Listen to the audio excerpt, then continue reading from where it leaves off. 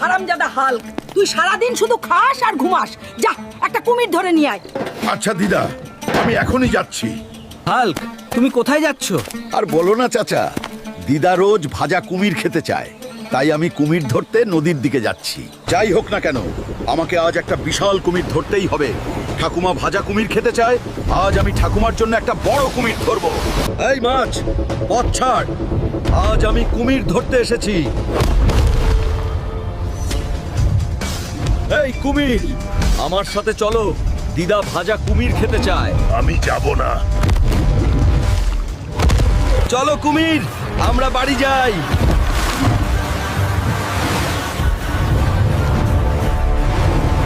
আরে পাগল হাল্ক, এটা আমাকে খুব খুশি করেছে। ঠিক আছে দিদিমা, আসুন আমরা এটি ভাজি।